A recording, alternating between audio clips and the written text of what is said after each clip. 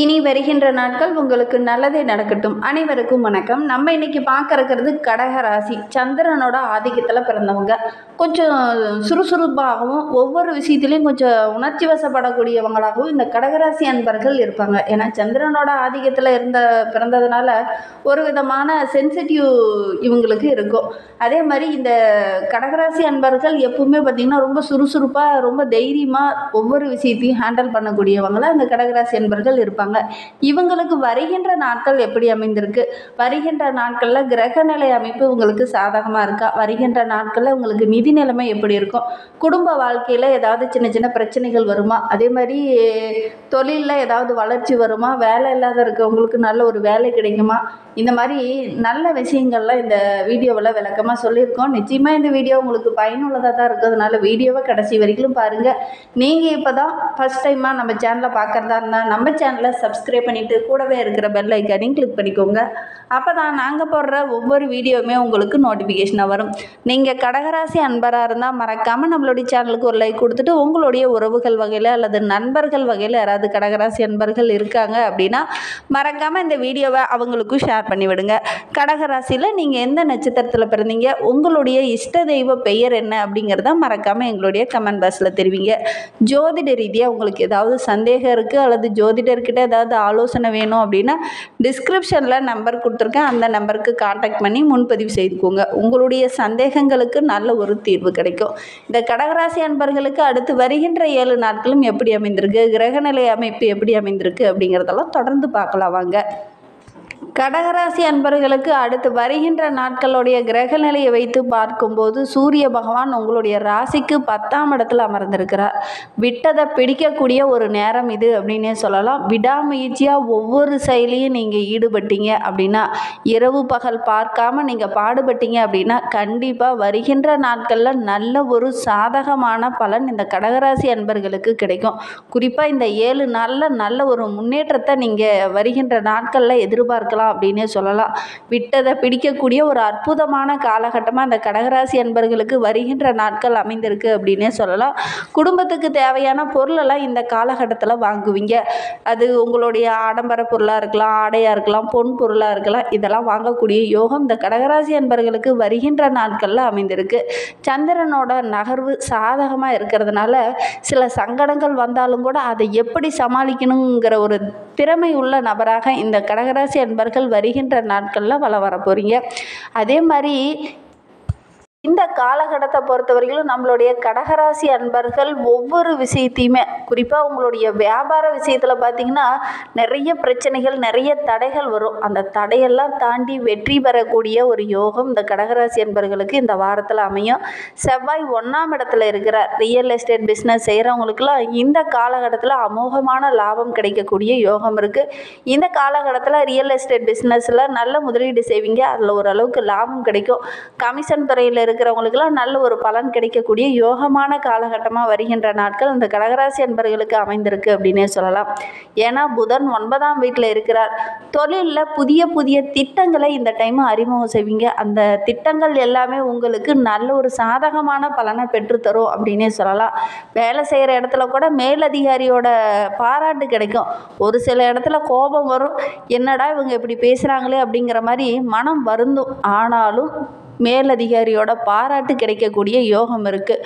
குரு பகவான் 11ஆம் வீட்டில் இருக்கிறார். நினைத்த காரியங்கள் எல்லாமே இந்த காலகட்டத்தில் ஒவ்வொன்றா நடக்கக்கூடிய யோகம் இருக்குது. தடைபட்டு நின்ன ஒரு விஷயத்தை கூட இந்த காலகட்டத்தில் நீங்கள் முயற்சி பண்ணுவீங்க. உங்களுடைய முயற்சிகள் எல்லாமே இந்த காலகட்டத்தில் நிறைவேறும் அப்படின்னே சொல்லலாம். வெளிநாடு செல்வதற்கான வாய்ப்பெலாம் வருகின்ற நாட்கள் அமையும். ஒரு சில மாணவர்கள்லாம் வெளிநாட்டுக்கு சென்று படிக்கலாம் அல்லது வெளிநாட்டுக்கு வேலைக்கு போகலாம் அப்படிங்கிற மாதிரி முயற்சி பண்ணிட்டு இருப்பீங்க. உங்களுக்கு நல்ல ஒரு வாய்ப்பு கிடைக்கிறதுக்கு முயற்சி பண்ணுங்கள். கண்டிப்பாக இந்த காலகட்டத்தில் நல்ல ஒரு வேலை கிடைக்கக்கூடிய யோகம் இருக்குது. முயற்சி பண்ணுங்கள். அதுவும் குறிப்பாக வெளிநாடு போகலாம் அப்படின்னு ஆசைப்படுறவங்களுக்கு எல்லாத்துக்குமே நல்ல வாய்ப்பு கிடைக்கும். முயற்சி பண்ணுங்கள். சுக்கிரன் 9ஆம் வீட்டில் இருக்கிறார். சுக்கிரன் 9ஆம் வீட்டில் இருக்கிறது உங்களுடைய திருமண வாழ்க்கையில் சின்ன சின்ன பிரச்சனைகள், காதலிச்சிட்டு இருக்கீங்கன்னா காதலிக்கூட சின்ன சின்ன மன வருத்தங்கள், சின்ன சின்ன பிரச்சனைகள், தடைகள் இதெல்லாம் வர்றதுக்கான ஒரு சூழ்நிலை இருக்குது. கொஞ்சம் கவனமாக இருங்க, கொஞ்சம் நிதானமாக இருங்க. இந்த காலகட்டத்தில் கொஞ்சம் கோவப்படாமல் பொறுமையாக இருக்கிறது நல்லது. அதே மாதிரி திருமணமானவங்க உங்களுடைய மனைவிக்கு தேவையான விஷயத்தெல்லாம் இந்த காலகட்டத்தில் செய்வீங்க. ஒரு சிலர்லாம் கடன் வாங்கியாவது உங்களுடைய மனைவிக்கு பிடித்த பொருளை வாங்கி கொடுக்கக்கூடிய ஒரு சூழ்நிலை இருக்குது. அதே மாதிரி சனி பகவான் 8ஆம் இடத்துல இருக்கிறார். திருமண வாய்ப்புகள் தள்ளி போயிட்டே இருக்கு அப்படின்னு நினைக்கிறவங்க இந்த காலகட்டத்தில் முயற்சி பண்ணுங்கள். உங்களுடைய திருமணம் நடைபெறத்துக்கான யோகம்லாம் இருக்குது. முயற்சி பண்ணுங்கள், நல்ல ஒரு வரன் அமையும். கணவன் மனைவி உறவுல சின்ன சின்ன பிரச்சனைகள் இருந்தாலும் அடுத்தவங்க கிட்ட உங்களுடைய குடும்ப பிரச்சனைகளை இந்த காலகட்டத்தில் பகிர்ந்துக்க வேண்டாம். அது இன்னும் பெரிய பிரச்சனையாக உண்டாக்கிறோம். அதனால் முடிந்த அளவுக்கு உங்களுடைய பிரச்சனையை நீங்களே சரி பண்ண பாருங்கள். 3ஆம் நபர் தலையிட்ட குறைச்சிக்கிறது ரொம்பவும் நல்லது. 3ஆம் நபர்கிட்ட போய் உங்களுடைய குடும்ப விஷயங்களை பகிர்ந்துக்காமல் இருக்கிறதும் நல்லது. ராகு பகவான் 9ஆம் வீட்டில் இருக்கிறார். தொழில் நிமித்தமாக எங்கேயாவது வெளியில் பயணம் செல்வீங்க. அந்த பயணங்கள் எல்லாமே உங்களுக்கு சாதகமான பலனை பெற்றுத்தரும். பெரிய மனிதர்களுடைய ஆதரவு இந்த டைமில் கிடைக்கும். ஒரு விஐபியை சந்திப்பீங்க. அவங்க மூலிமா கூட சின்ன சின்ன உதவிகள் இந்த காலகட்டத்தில் இந்த கடகராசி அன்பர்களுக்கு கிடைக்கும். கேது பகவான் 3ஆம் வீட்டில் இருக்கிறார். வெளி வட்டாரத்தில் உங்களுடைய செல்வாக்கு படிப்படியாக உயரக்கூடிய ஒரு அற்புதமான நாட்களாக வருகின்ற 7 நாட்களும் அமைந்திருக்கு அப்படின்னே சொல்லலாம். நீண்ட நாளாக ஒருத்தருக்கு வாக்கு கொடுத்துட்டு அந்த வாக்கை எப்பட்றா நிறைவேற்றுறது அப்படின்னு கஷ்டப்பட்டுட்டு இருந்தவங்க இந்த காலகட்டத்தில் உங்களுடைய நீண்ட நாள் வாக்கை இந்த காலகட்டத்தில் நிறைவேற்றுவீங்க. அதற்காக கொஞ்சம் பாடுபட வேண்டிய ஒரு சூழ்நிலையும் இருக்குது. இருந்தாலும் அந்த வாக்கை நிறைவேற்றணும் அப்படிங்கிற ஒரு மன நிம்மதி கிடைக்கக்கூடிய நாட்களாக வருகின்ற 7 நாட்கள் இந்த கடகராசி அன்பர்களுக்கு அமைந்திருக்கு அப்படின்னே சொல்லலாம். ஆக மொத்தம் இந்த கடகராசி அன்பர்களுக்கு இந்த வாரம் ரொம்ப சிறப்பான வாரமாக அமைந்திருக்கு. இந்த கடகராசியில் பிறந்த 3 நட்சத்திரக்காரர்களுக்கும் அடுத்து வருகின்ற 7 நாட்களும் எப்படி அமைந்திருக்கு அப்படிங்கிறத தொடர்ந்து பார்க்கலாம் வாங்க. கடகராசியில் புனர்பூசம் 4ஆம் பாதத்தில் பிறந்தவங்களுக்கு வருகின்ற 7 நாட்களும் லாப குருவும் அவருடைய பார்வையும் உங்களுக்கு சாதகமாக இருக்கிறதுனால இந்த காலகட்டத்தில் நீங்கள் செய்கிற ஒவ்வொரு விஷயமே உங்களுக்கு சாதகமான பலனை பெற்றுத்தரும். சின்ன சின்ன நெருக்கடிகள் இருந்தால் கூட அந்த நெருக்கடிகள் எல்லாம் கொஞ்சம் போராடி வெற்றி பெறக்கூடிய ஒரு யோகமான நாட்களாக வருகின்ற 7 நாட்கள் இந்த புனர்பூச நட்சத்திரக்காரர்களுக்கு அமைந்திருக்கு. நீங்கள் முயற்சி செய்யுங்க. இதில் தடை வருது அப்படின்னா டக்குன்னு அதை விட்டு விலக வேண்டாம். முயற்சி பண்ணுங்க. கண்டிப்பாக உங்களுடைய முயற்சி வெற்றியாகக்கூடிய ஒரு வாரமாக வருகின்ற வாரம் அமைந்திருக்கு அப்படின்னே சொல்ல. திருமண வயதில் இருக்கிறவங்க இந்த புனர்பூச நட்சத்திரத்தில் பிறந்தவங்க ஆணாக இருக்கட்டும் பெண்ணாக இருக்கட்டும் திருமண வயதில் இருக்கிறவங்க வரன் தேடிட்டு இருக்கீங்க அப்படின்னா இந்த வாரத்தில் முயற்சி பண்ணுங்கள். நல்ல ஒரு வரன் அமையக்கூடிய யோகம் இருக்குது. திருமணமாகி நீண்ட நாட்களாக குழந்தை பேர் இல்லாதவங்களுக்கு நல்ல ஒரு குழந்தை பேரும் கிடைக்கக்கூடிய ஒரு யோகம் இருக்குது.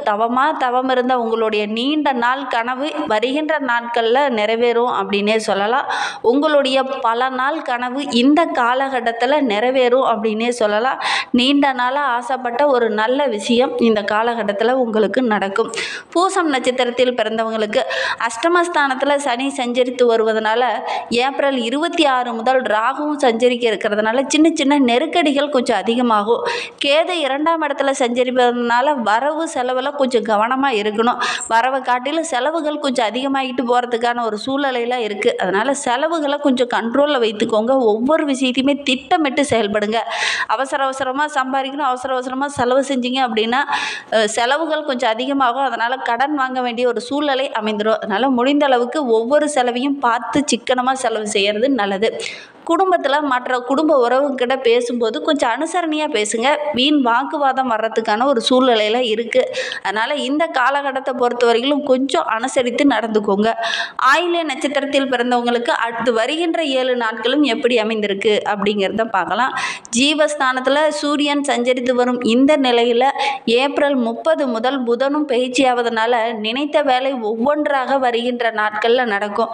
ஏன்னா புதன் உங்களுக்கு சாதகமாக இருக்கிறார். அதனால் இந்த காலகட்டத்தில் உங்களுடைய புத்தி கூர்மை ரொம்ப சிறப்பாக இருக்குது. ஒவ்வொரு விஷயத்தையும் சிந்தித்து செயல்படுவீங்க. அது எல்லாமே உங்களுக்கு சாதகமாக அமையக்கூடிய ஒரு நாட்களாக வருகின்ற நாட்கள் உங்களுக்கு அமைந்திருக்கு அப்படின்னே சொல்லலாம். எவ்வளவு பிரச்சனை வந்தாலும் சரி அதை சமாளிக்கக்கூடிய ஒரு திறமை உள்ள நபராக இந்த ஆயில்ய நட்சத்திரக்காரங்க இனி வலம் வர போகிறீங்க அப்படின்னே சொல்லலாம். உத்தியோகத்தில் இருக்கிறவங்க உங்களுடைய எதிர்பார்ப்புகள் எல்லாமே வருகின்ற நாட்களில் நிறைவேறும். மேல் அதிகாரியோட பாராட்டும் கிடைக்கும். குடும்பத்தை வகிக்கும் பெண்களுக்கு வருகின்ற நாட்கள் ரொம்ப யோகமான நாட்களாக இருக்குது அப்படின்னே சொல்லலாம். ஒவ்வொரு விஷயத்தையுமே திட்டமிட்டு செயல்படுங்க. வருகின்ற நாட்கள் ரொம்ப சிறப்பான நாட்களாகவும் மகிழ்ச்சி தரக்கூடிய நாட்களாகவும் அமையும்.